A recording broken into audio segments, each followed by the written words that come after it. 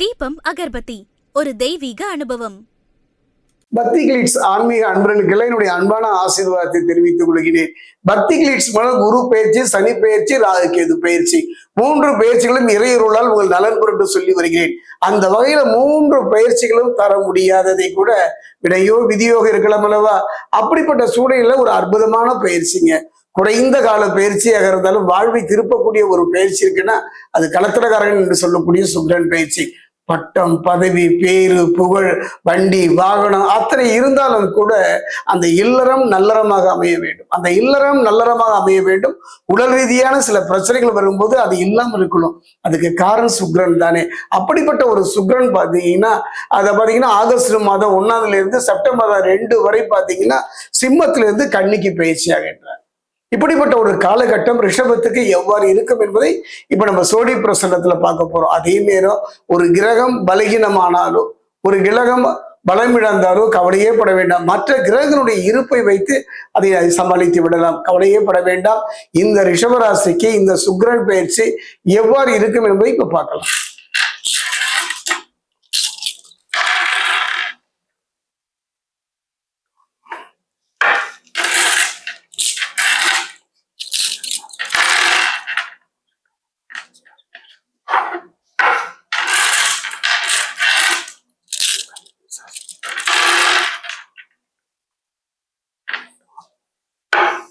ரிஷபராசி அன்பர்களே, ஒரு அருமையான ஒரு நல்ல சந்தர்ப்பங்க.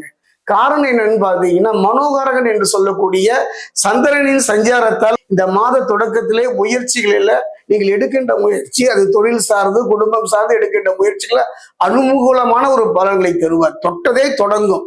அதை எடுத்து வைக்கிற அடியை வெற்றியை நோக்கி எடுத்து வைக்கிற மாதிரி சந்திரன் உங்களுக்கு துணையாக இருக்கின்றார்.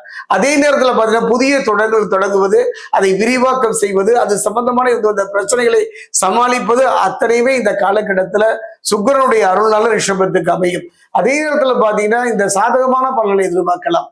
எதிரில தொழில மதில்மேல் பூனையாகிய கலங்கிய வாழ்வு வளமாய் இடமாய் என்று குழம்பிய ஒரு நிலை மாறி தைரியமும் தன்னம்பிக்கையும் இந்த காலகட்டத்தில் களத்திரக்காரர் சுக்கிரன் ரிஷபத்துக்கு தருவார். அதே நேரத்துல பாத்தீங்கன்னா சொத்துக்கள், பூர்வீக சொத்துக்களா இருக்கலாம், இடையில வாங்கின சொத்துக்களா இருக்கலாம், சூழ்நிலையை வாங்குவது விற்பது போன்றவற்றில் இருந்த தடைகளும் பிரச்சனைகளும் படிப்படியாக குறைந்து அடுத்து அடி எடுத்து வைக்கிற முயற்சிக்கு ஒரு பலனாக அமையும். குறிப்பா சொல்ல போனோம்னாங்க ராசிக்கு 3 மற்றும் 4ஆம் சார்ந்தங்கள்ல புதன் இருக்கின்றார். ஒரு அருமை என்றுதான் சொல்லுவேன். அந்த ராசிக்கு 3 மற்றும் 4ஆம் இடங்களிலே புதன் காரிய அனுகூலத்தை தருவார். தொழில, வாழ்க்கையில, குடும்பத்துல நல்ல அனுகூலனால பலனை தருவார். குடும்பத்துல தடைபட்டு போன திருமணமா இருந்தாலும் பிரச்சனைகளா இருந்தாலும் தடை நீங்க நடைபெறுவதற்கான அற்புதமான ஒரு யோக பலனை புதன் இந்த காலகட்டத்திலே உங்களுக்கு வழங்குவார். குறிப்பா சொல்ல போனா ஆத்மகாரகன், பிதுர்காரகன் என்று சொல்லக்கூடிய சூரியன் 3ஆம் வீட்டில் புதனுடன் சேர்ந்து பயணிப்பதனால சூரிய புதாத்திய யோகம் என்று சொல்லக்கூடிய ஒரு அற்புதமான யோகம். அதாவது ஒரு மனிதன் எப்பவே பார்த்தீங்கன்னா சேர்ந்து கூடி வாழ்வான்னு சொல்லுவாங்கல்ல. நீங்கள் தனித்தே இனி சாதிக்கலாம். தனி மனிதராக போராடிய உங்க வாழ்க்கையில இனி ஒரு அற்புதமான ஒரு யோக பலனுங்க. தொட்டதும் துலங்கும். அரசு துறையில, பொதுத்துறையில தயங்கி காரியம் சாதித்தவங்களுக்கு தெளிவான முடிவோடு மனோதைரியத்தோடு வெற்றியை நோக்கி அடி எடுத்து வைக்கின்ற அற்புதமான ஒரு யோகம் என்னன்னு பாத்தீங்கன்னா புதாத்திய யோகம். இந்த புதாத்திய யோகத்தை தரக்கூடியவர் இந்த சுக்கிரன் பயிற்சியில் யாருக்கு? ரிஷபராசிக்கு அமைகின்றது. குறிப்பா பார்த்தீங்கன்னா தன வரவுகள். பொருளாதாரத்துல ஒரு மனிதனுடைய அடிப்படையே பணம் தானே. பொருள் இல்லாதவருக்கே உலகம் இல்லை என்பார்கள் அல்லவா? அந்த வகையில ஒரு அற்புதமான யோக பலத்தையும் தன வரவையும் பொருளாதார முன்னேற்றத்தையும் கலங்கிய நிலையில் மாறுகின்ற ஒரு தன்மையும் இந்த புத ஆத்திய யோகம் ரிஷபராசிக்கு தரும். குறிப்பா சொல்ல போனா களத்திரக்காரர்கள் என்று சொல்லக்கூடிய சுக்கிரனும் 5ஆம் ஸ்தானத்துல பொன் பொருள் சேர்க்கை, புது வீடு கட்டுதல், புதிய முயற்சிகள், வெளிநாடு பயணம் அத்தனையும் மொத்தமாக தருவதற்கான ஒரு அற்புதமான காலம் ரிஷபராசிக்கு இந்த சுக்கிரனுடைய பயிற்சி. அதே நேரம் பாத்தீங்கன்னா ஒரு முக்கியமானது, கூடி வாழ்ந்தால் தானே கோடி நன்மை. பிரிந்த உறவுகள் ஒன்று சேரும். குறிப்பா பாத்தீங்கன்னா இந்த 3ஆம் இடம்னு சொல்லுவாங்க.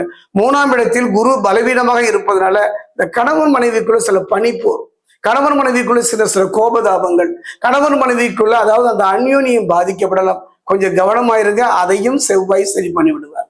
சுக்கிரன் துணை இருப்பதனால கவலையே பட வேண்டாம். சின்ன கோபதாபங்கள் வருவதா இயற்கை தானே. ஆனா அது ஒரு எல்லை மீறாமல் பார்த்து கொள்ளுங்கள்.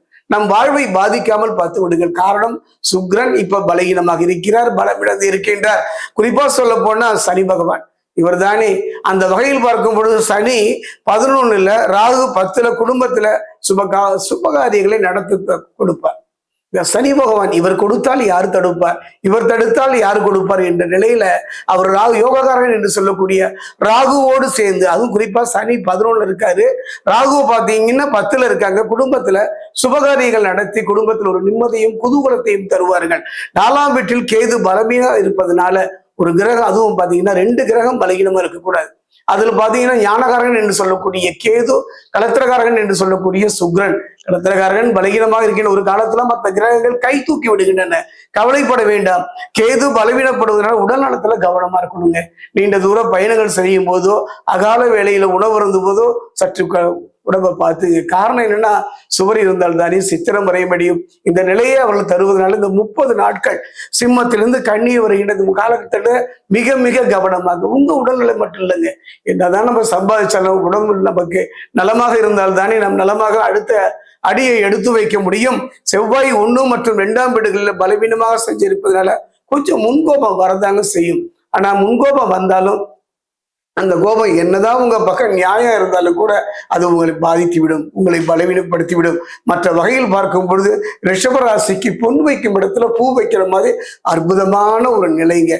சுக்கிரன் பலமிழந்து இருக்கின்ற இந்த ஒரு காலகட்டத்துல ஒரு அருமையான பரிகாரம் என்று சொல்வதை விட செய்து பாருங்கள். கூட பிறந்த சகோதரி, மூத்த சகோதரியே, இளைய சகோதரியா இருந்தா அவளுக்கு கை நிறைய வளையல் வாங்கி கொடுங்க. கை நிறைய வளையல், கண்ணாடி வளையல் வாங்கி கொடுத்து அந்த முகத்துல சந்தோஷம், அதுவே ஒரு தெய்வாம்சம் தானே. ஒரு பெண் முகம் அப்படியே சந்தோஷத்துல வந்தாலே போதுங்க, அது சுக்கிரன் பலப்பட்டு விடுவான். அந்த வகையை இழந்ததை திரும்ப பெறலாம். மூத்த சகோதரி, இளைய சகோதரி அல்ல சகோதரியே இல்லைன்னு ஏன் கவலைப்படுறீங்க? எல்லா பெண்களும் சகோதரி தானே. அவர்களுக்கு கண்ணாடி வளையல் வாங்கி கொடுப்பதன் மூலம் பலம் இழந்த சுக்கிரன் பலம் பெறுவார். வாழ்க்கையில மிகப்பெரிய ஒரு சாதனையை, மிகப்பெரிய ஒரு முன்னேற்றத்தை, கடந்த கால கசப்புகளை மறந்து எதிர்காலத்துல பயம் இல்லாமல் வாழ்வதற்கு அற்புதமான ஒரு நிலை இந்த சுக்கிரன் பேச்சு ரிஷபராசிக்கு.